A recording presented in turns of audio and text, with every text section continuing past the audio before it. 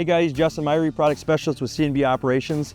With the introduction of the model year 25 S7 Series Combines, John Deere's adopting a new electrical architecture when it comes to front-end equipment.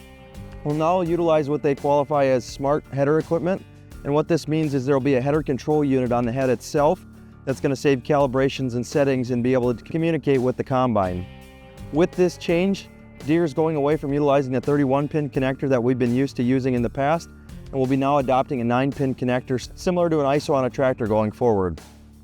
What this means is anybody that wants to utilize a header on an S7 Combine is going to have to convert it to a 9-pin connector to be able to make it compatible. When we talk about compatibility going forward, we'll look at essentially 4 different scenarios here to utilize this equipment.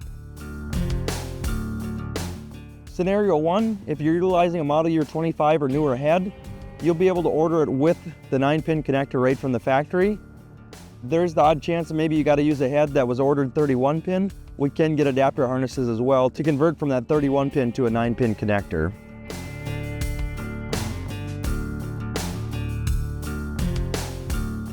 Model year 21 to 24 heads were already sent from the factory with a 9-pin and a 31-pin connector on them.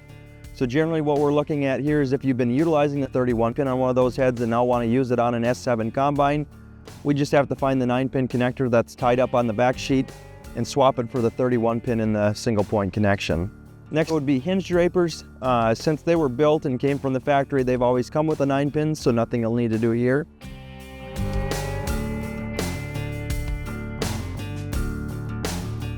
When we talk about 20 and 11 and newer John Deere heads up to that 21 time frame, ones that don't have the header control unit on them, basically what we're looking at needing to use here would be a BXE11658 compatibility kit, or they'll reference it as a legacy header kit.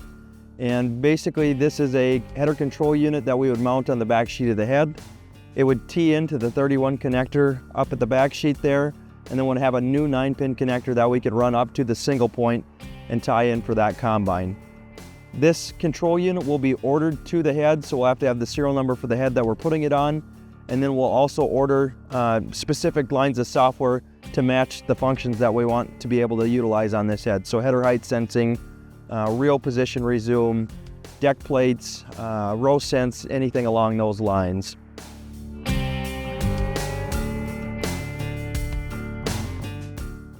The next scenario would be for a non-John Deere serial numbered head or something older than that, 2011, or maybe a custom setup here. And basically what these will use is if you're still utilizing the 31-pin connector for electrical functions and need to utilize that, so header height sensing and such, you would order a BXE11790 kit. This comes as a pre-programmed controller and essentially acts like the Combine would have prior to the S7 introduction. So as long as your header worked on a previous Combine through the 31-pin connector, it will still function through this controller kit.